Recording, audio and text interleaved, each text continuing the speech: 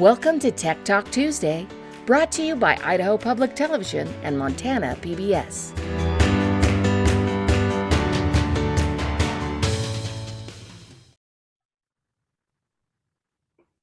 Hi, everybody. Welcome to Tech Talk Tuesday. And I'm Carrie Wardle from Idaho Public Television, and I have a couple of colleagues here with me. I'll let them introduce themselves. Hi, I'm Nikki Bradenberg, and I'm with Montana PBS. Hi, I'm Mecca Wallace-Spurgeon. I was formerly with Iowa PBS, and currently I am a technology director and virtual learning director here in Southern Iowa in a rural district known as Centerville Community School District. Thanks for having me today. Welcome, and thank you for coming. We're excited to have Mecca here. And this whole month of September, we're kind of talking about tech integration.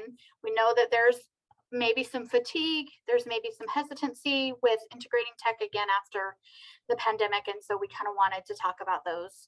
For this segment today, we're going to talk about some of the common mistakes that we have found in our experience that administrators or teachers use when integrating technology. So that's the question. What are some common mistakes that people make when integrating technology? And we're each just going to share a few. So Nikki, let's start with you. All right. So if you don't know, Carrie and Mecca and I all work on professional development and professional learning with teachers. And I've been invited to lots of schools to help consult on technology, and been invited to do the trainings in all the places, the conferences, the PIR days, all the places. And I think the biggest mistake I fear for is the technology for technology's sake. We're just using this tool to use it. It's not really tied to any one learning goal or any specific need that you have in the curriculum or within the content. We're just using this tool because it's fun. And I know I am guilty of that. When I was teaching, I would go to a tech conference and get really, really excited about some tool that somebody demoed.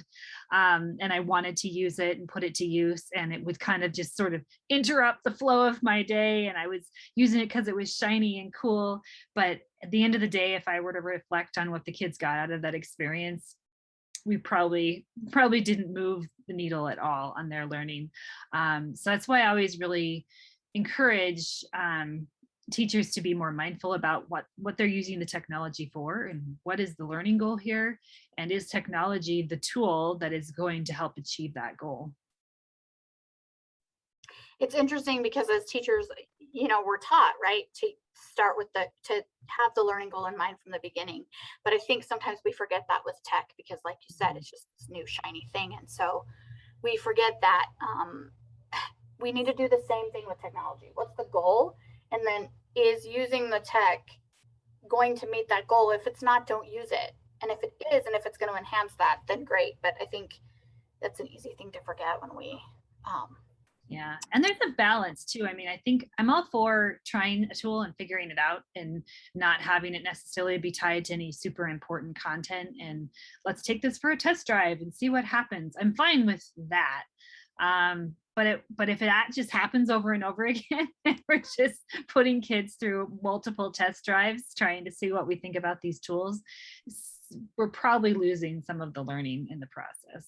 The other one that I know I experienced when I was teaching, and I also see is sort of that forced tech use, is the district puts a ton of money into a new tool, or invest in something, and they want it to get used, and so they make the teachers feel like they have to use it. and it's, whatever the reason for the purchase, sometimes it's a really compelling salesperson or a really great deal that came through the email inbox that somebody couldn't say no to, and now it's up to the teachers to have to figure out where it fits into their curriculum. And anytime we're forced to do anything, whether it's floss or use technology, it's going to be met with some resistance, and we're not going to make the most out of it. We're going to use it just because. And I think. So what would your recommendation be then, Nikki, for a teacher who maybe is given something that they're forced to use? Because teachers, admin can sometimes control that, but teachers can't always, right? So what would the recommendation be for? Yeah. I think I'd start with admin. First, involve your teachers in your tech purchasing. Having a committee of teachers to review technology before it's purchased and to pilot things. I think the piloting process is really powerful, and letting teachers who are interested have a little bit more of an open mind and some flexibility to try things out from a pilot standpoint, and then roll things out. I think that's your best bet. But as a teacher, if suddenly you're being told to use this, I think it's important to ask for some training to go with it, and to ask for some time with that training. And to ask, what are the expectations here? What do you mean by use this? How often, when would you like me to use this by? And then the internet is your guide. I think there's so many people on Twitter who you can jump on there and ask for tips and tricks. And, I have a blankety blank, convince me it's awesome, throw that in your Twitter stream and see how many great ideas you get. And that might just quickly turn things around, because I will say, the first time the principals told me they were putting Promethean boards in our rooms, I said, no, I don't want one. It'll break. I won't be able to rely on it. Like, no, I don't want one. And after a while, it became the favorite thing in my room, and I used it continually. But I did have to kind of like move that rock in my brain out of the side and realize that it was an option. It was something that was going to be worth my time. Thank you. I loved that involving teachers. The school where I taught, when we first started to integrate technology, our very wise principal put together a team of 2 people from each grade level. And we did that. We tested things out. We went to Best Buy and explored, or to the Apple store, or wherever it is. We bought one of something and explored it. And then we all decided together. And there was a lot more buy-in when we then integrated those pieces of tech later. We took it back to our teams and got their thoughts on things. And so anyway, I loved that. Okay, Mecca, what are your top 2 or 3, however, 2 I think you're sharing, mistakes that teachers or admin make when integrating technology? I think probably for me, when I was doing my research a few years ago, I was really studying what are the barriers to technology integration. Nikki just talked about it a little while ago. No, I don't want a Promethean board or a smart board, and moving that rock. And, so when we look at barriers, the 2 biggest barriers to integrating technology is time. Teachers, say, I don't have the time. I don't have the time in my schedule, but that also includes training. I don't have time to take additional training, or administration, may not provide that time, or maybe they do. And that's really what I'm going to talk about in just a little bit. And then the second is a barrier, just a belief that I can't do this. I don't know how to do this. I'm scared to do this. And so really probably one of the most common mistakes that I'm seeing in particular happening right now, because again, of COVID, we've had so much more technology use. We not only have to provide that time, but we have to look at what we do within that time. And I'm finding that I've been much more successful in providing professional development to teachers in small bites, more micro learning. And so like even professional development that they could do at their own pace during their own planning time, during their own prep time. And again, maybe that's just 15 minutes, just little chunks. So, sometimes I get administration, they will give me an hour, for example, to help training on a particular application. And what I've come to use is kind of an infographic, because it's really important to me to meet teachers where they're at. And so I've established this infographic that I say crawl, walk, run. And so everyone, and most often educators will say, I learned something. So in that time period, I take little bites, 3 or 4 things, and say, here's what I want everyone to be able to do. Everyone needs to be able to log into Schoology. Everyone needs to be able to change their profile picture. Everyone needs to be able to, add an assignment. And then after you get there, that's great. And I have some teachers then that are just feeling really successful of, I mastered this. You gave me the time. So I say, let's log in. And I give that time for everyone to log in. Again, I'm turning it over to the teachers to do things. I'm not just standing in front showing them how to do it. Everyone has to bring their laptop or Chromebook. Okay, now this is how you change your profile picture. Everyone take the time to change your profile picture. And then when we get to the crawl part, maybe the next professional development is we go through that crawl list, just helping them kind of be, again, feeling success, removing those barriers, helping with that belief system of, yes, I can actually do this. And then those runners, they're ready to jump right into the deep end.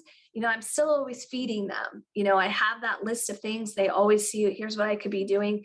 And it's fun to kind of watch that progression, but, really providing quality training, not bad training, quality training. There's kind of an art to it, and making sure that you're not giving them too much at one time, and just giving them the opportunity to play. It's just so important to just slow things down and make sure they have the opportunity to play. So you said not bad training. What would an example of bad tech training be? I remember as a teacher, well, a couple of different things. Still, sometimes when I provide professional training, I look across the room at the audience, and, I'll be really honest with you. There are some things that I use, applications that I may be providing to that would be very appropriate for an ELA or a science teacher, or, a normal core teacher. Normal's not a good word, but a core teacher. And then when I look there, and maybe I have the PE teacher, and maybe I even have like the art teacher, while they can definitely be integrating technology, what I'm teaching for that day really isn't what's best for the entire audience. And I really would like to see us kind of take on a different mindset and just say, meeting everyone where they're at does not mean providing the same professional development to everyone. We ask to differentiate for our students. Let's differentiate for our staff members, as well. And then the other thing, and I used to do this as a classroom teacher, I get so passionate about what I'm teaching, knowing that I had a 50-minute block, and gosh, I planned for like 2 days in this 15-minute block, So again, it goes back to that, just chunk it, little bites. Give them a little something, let them do it, let them play. Give them a little bit of something, let them do it. And just, those quick little check-ins, it's just like your classroom. Check in and make sure they're being successful. I would not move forward, if 10 of my 20 students didn't master it, I wouldn't move forward. I wouldn't leave them behind. So again, just that one size fits all PD is it's not true. That's bad training, in my opinion. I love that. Thank you for sharing that. Okay, I'll share my couple of common mistakes that I think people make. One of them that I have seen most recently, I think more in the last few years, is that sometimes we don't get technology that's developmentally appropriate for our students. And what I mean by that is, kindergartners really developmentally do not have the hand-eye coordination to run a trackpad on a Chromebook. That's just the reality, right? They aren't quite there. That's a lot of hand-eye to go from the screen to the trackpad and back and forth. But because Chromebooks are cheap, it's easy to buy that and give it to them. And so that's kind of a big one.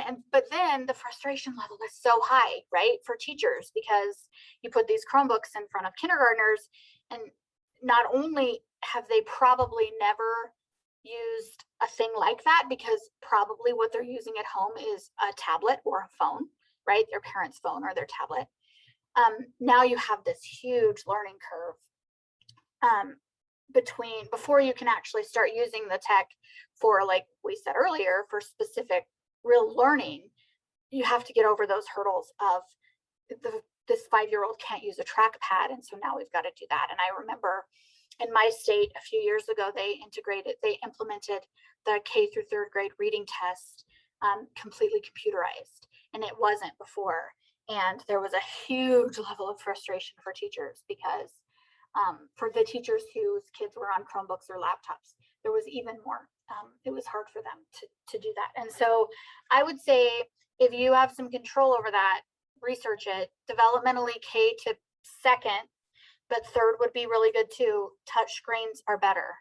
And if Chromebooks are what your school is using, you can get touchscreen Chromebooks. They're more money. And so, you know, districts aren't always as excited to get those as they are others, but an iPad or some sort of tablet, it would work as well. And I know that those are more expensive, but the frustration would be far less. If you are the teacher who doesn't have the control because your district just bought you Chromebooks for your 5-year-olds and you have to use them, then I would say a couple of things. Ask for a USB mouse, because that's still tricky, but it's easier for 5-year-olds to navigate a USB mouse than a trackpad. And then just make sure that you are setting aside some time to specifically let them practice that is not tied to curriculum, that's not tied to an assignment, that is just some practice typing, some practice using the trackpad, especially so that when you get to the end of the year and the high stakes test is on the computer for that first or that kindergarten or first grader, they're familiar with that. So that is the sort of number one thing that I feel like. And the second thing, we talked a little bit about this in the segment last week, but I think that we integrate tech and don't trust the kids enough. And sometimes, you know, we talked a minute ago about how we have to shift our practice a little bit, and that was a harder. I'm not going to lie, when I switched to using a lot of tech as a teacher, I really had to change my practice as well and allow for a lot of collaboration and a lot less me standing in front of the room and imparting the wisdom and a lot more of me kind of on the side guiding the kids. But when I did that, it was magical. And I that word, I'm always like, it's so cliche, magical, but I'm serious. Like, I taught 5th grade, and when I kind of just stepped back and let the kids start collaborating using tech, the things that happened were magical. And so sometimes I think that's a mistake we make too, is that if you really want it to be successful, letting the kids sort of have some control over that and letting them really be a part of it, and taking away this deep feeling that we have to know everything as the teacher, and just letting the kids sort of be there and explore and figure it out, I think just results in a lot more, you know, learning, and the kids feel empowered and excited, and they can do things I couldn't dream of doing.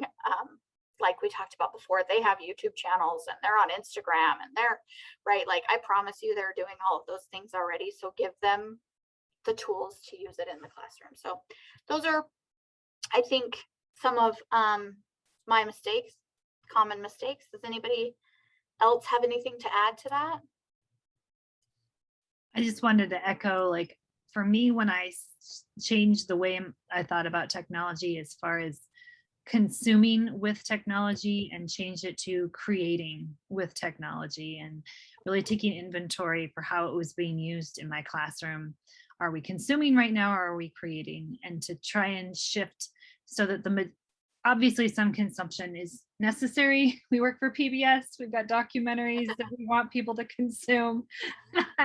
But every time we consume, there should be an opportunity to create, you know, or there should be double time put into the creation. And that was when I saw technology to become more of a tool in our classroom that we could pick up or put down, and something that allowed us to create in a different and more engaging way for a lot of kids. I love that. That's great. Thank you. Yes. So one other thing that I would say is, you know, this is something that I've been hearing a lot lately from stakeholders, you know, parents, community members, even teachers, you know, concerned about screen time. And, you know, we gather feedback all the time. You know, we're always getting kind of a temperature check of our families in our district. And, you know, most recently, there's been a lot of conversation about, you know, now that we're back face to face, we have to use the Chromebooks all the time. You know, the parents in particular are really worried about screen time. And, you know, I have been trying to, I guess, sort of campaign or again, help with that, mindset and sort of shifting to there, we do have a concern about screen time, but let's not necessarily focus on the time as much of the quality, and so that is really something when I was with PBS that, I really started changing my thinking is, it's one thing if we have kids, that are just consuming technology, maybe they're, just watching I don't know, Beavis and Butthead. I don't know why that came to me, or, something like that versus truly like creating or, I know that my own children, if they can't figure something out, they're Googling it, they're looking at YouTube. And, so there really is a difference between just, passively consuming media versus, really truly being engaged with it and to at a different level of quality, I guess, that we're offering our students. And so that goes right along with my passion of integrating technology at a higher level is really, looking at that quality of how we're using technology in the classroom. Love that. Thank you for adding that, because I think most of the studies, most of the sort of fear that is around screen time is the passive screen time. It is the just staring at a screen. And yes, if that's all your kid does for hours a day, right, then we know the effects that has on them. But there's a really big difference between that and, like you said, creating. And so I love that. Okay, well, I hope that you have figured out one thing that you can sort of tackle from this series this year or this school year. And we thank you for joining us, and we'll see you next week.